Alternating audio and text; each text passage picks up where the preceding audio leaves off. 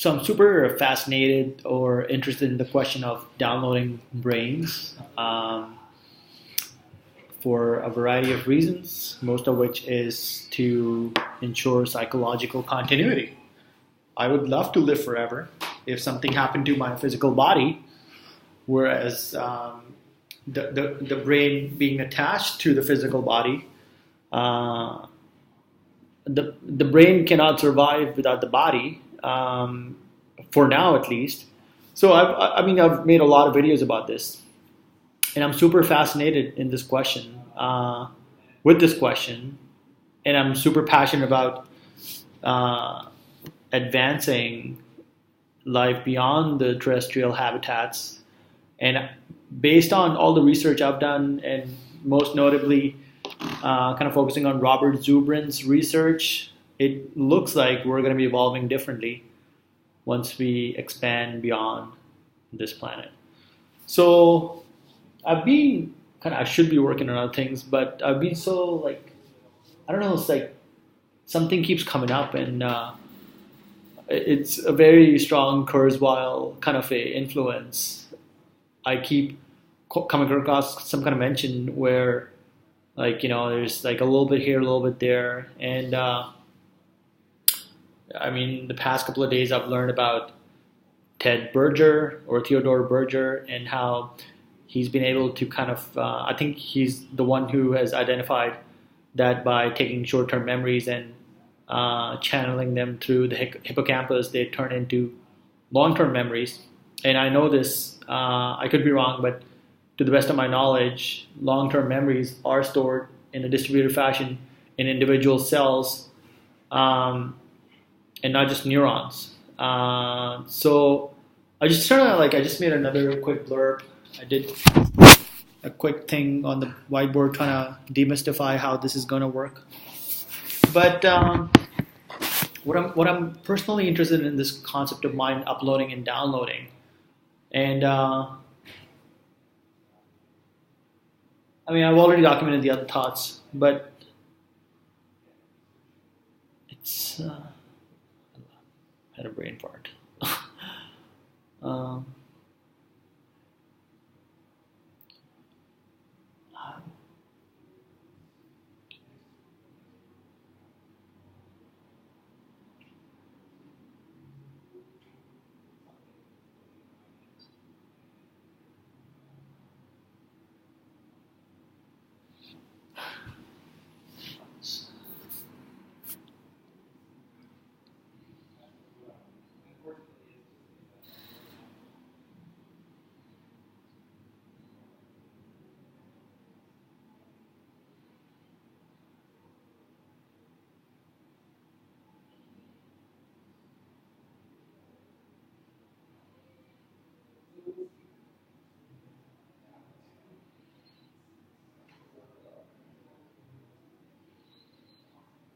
Okay, so there's a lot of different ways this conversation can go. I should be doing this first thing in the morning when my brain has got a lot more juice, for lack of a better term. I don't know what the actual electrochemical impulses or series of processes are that actually channel focus. The question I asked on Quora. It's not that the focus is needed here. It's the ability to wrap the mind around the problem, which is predicated on a lot of different things, most important of which is having, I think, domain awareness, or just an understanding of things from a wider body of knowledge. I think goes back to Eric Drexler's quote that it's a dangerous thing not to have a little bit of information about a wider bunch of subjects. I made a total mockery of this quote. I think the original quote is that a little knowledge is a dangerous thing, whereas Drexler quote was a lack of little knowledge is a dangerous thing. I'm not sure. But where I'm going with this is, if the mechanism through which how the hippocampus functions is a process, as a cognitive function, is a process that has been reverse engineered, because now we have neuroprosthesis that can in effect do this. This is profound on its own. This is the underpinning of a emergent form of consciousness sorry, my computer went. This is the underpinning. This is the start of a computer-based consciousness that can evolve in emergent fashion. Because using that neural prosthesis alone and connecting it to machine vision systems and machine learning systems and giving it the ability to be able to have, like, I don't know, unlimited computing storage or computation. It doesn't even require unlimited computation. Just limited computation, potentially a lot of storage. And you just let the machine interact in the real world, and it will learn and adapt on its own with what it's going to be unraveling. And AI systems have evolved to a very healthy state whereby machines have now the ability to be able to classify and make objective sense out of their surroundings, and not just related to text. The concept of frames, which I keep referring to. There's many other things. This is the underpinning of something that will allow the machines to start learning on their own in bits and pieces. Now, it's where does it go from here is an open-ended question, because this is not just dependent upon intelligence. I mean, there's a lot of other things we need to teach the machines, and I've always been a very, just got sidetracked. Facebook pop up. I've always been like the very notion of powering or architecting the means through which things like love, compassion, empathy, wisdom can be codified in the machines. How it like, I'm not saying coded, but creating the constructs, the cog models, or I don't know how it's going to be done, through which these values can arise, becomes an important endeavor.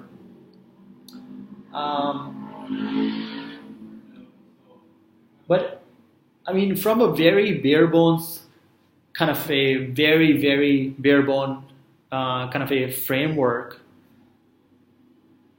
turning short-term memories into longer-term memories has always been one of those questions at the back of my mind. I never really understood how it works. I got to get a bit more into Ted Berger's theory. But if there is a neural prosthesis, which he claims is the function it does, I don't know if it's been tested in any kind of primates or any other being beyond the rodents, but that's pretty profound. So now I don't know what percentage of the problem would be solved, but now we've got to unravel, or perhaps we've already unraveled some of these questions. I've got to go back and reread Jeff Hawkins' On Intelligence and Riker as well, How to Create a Mind, amongst a couple other body works. Like Minsky's work is quoted to be quite legendary in terms of how the underpinning of AI systems work from at least a classical theoretical point of view. That's what I've been told, at least. And like neuroscience and AI in general. So now we've just got to figure out the other piece, how the information is actually categorized in different hierarchical structures, and like, what is the basis of those kind of systems in a human mind and or a biological mind. And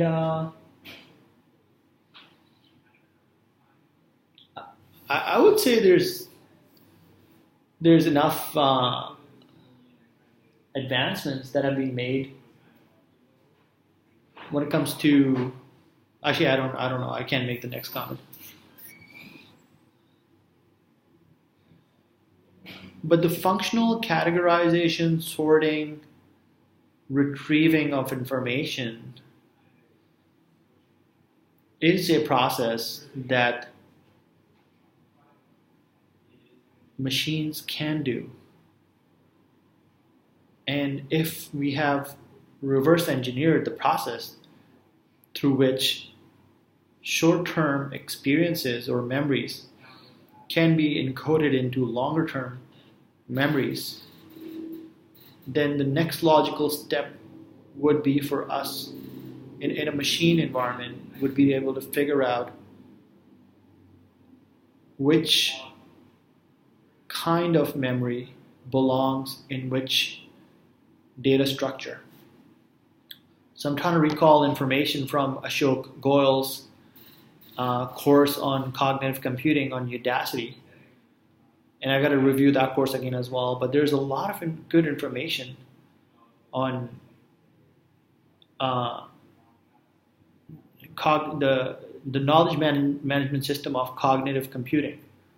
So perhaps that is the missing piece for information to be not just stored, how it flows through the different hierarchical models, but if it is from memories that we associate the patterns from which consciousness arises.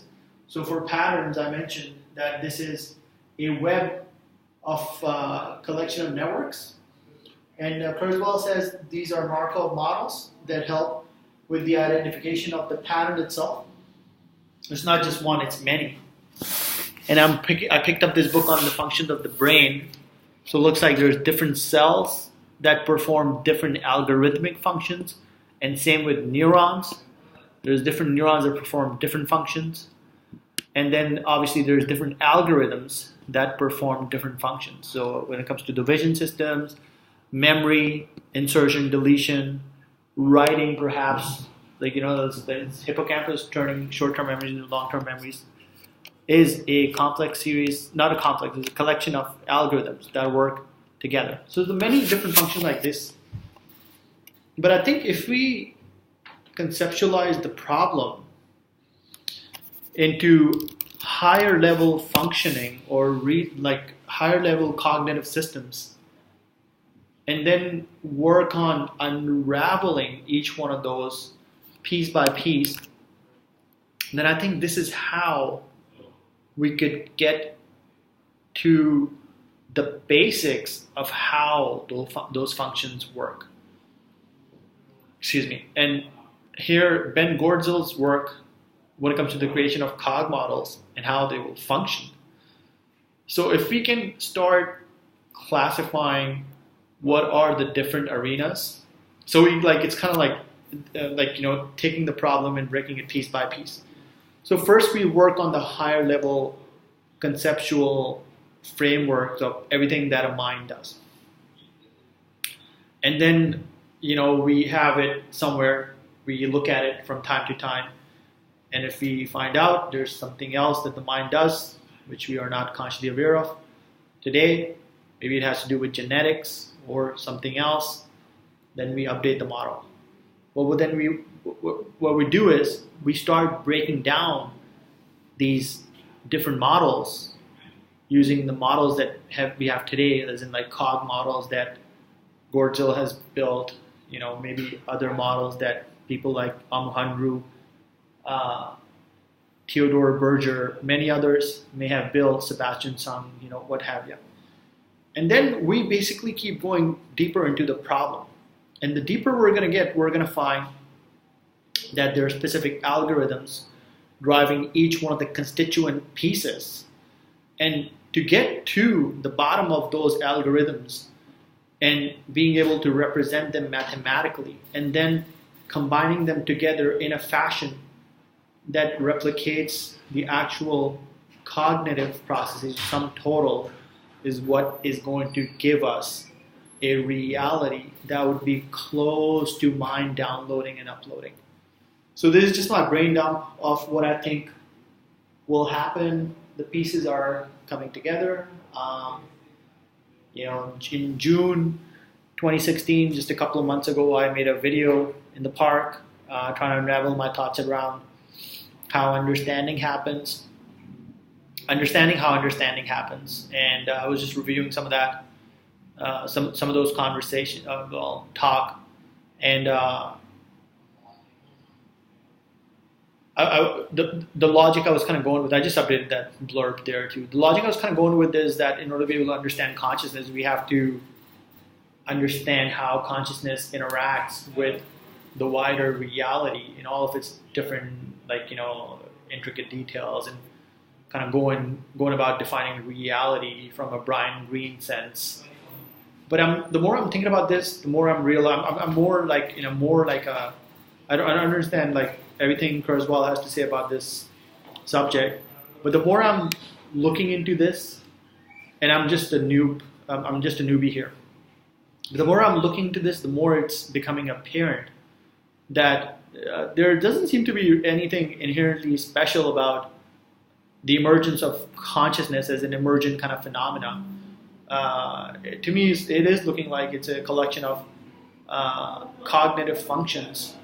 And I am, again, if I'm correct in making this assumption, I think Kurzweil is right that with the advances in across the board, specific advances in computational science, as well as artificial intelligence, that we will be able to demystify the mechanisms through which consciousness arises and be able to replicate it in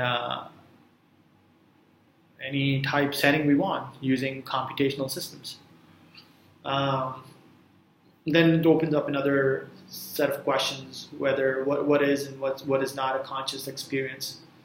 But think about it this way. There's a simple thought experiment. If we do create a very base model of a construct or an entity that can form longer-term memories and connect those memories in a way that gives it a bootable consciousness, and that consciousness evolves, adapts based on its interaction in a human civilization set, then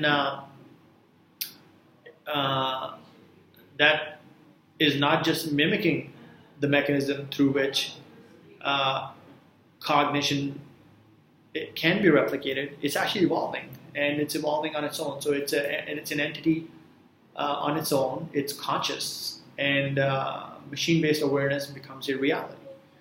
And the other question is, how will it scale its intelligence, which is another the question, which is not the scope of this conversation, at least. But to me, it looks looking very, very, very possible that that machine-based cognitive systems, which are very close to human scale, will start evolving. So this is my brain dump for how I think we are getting closer to mind uploads and downloads. Why is it still dark all of a sudden? And I'll leave it at that. Thanks.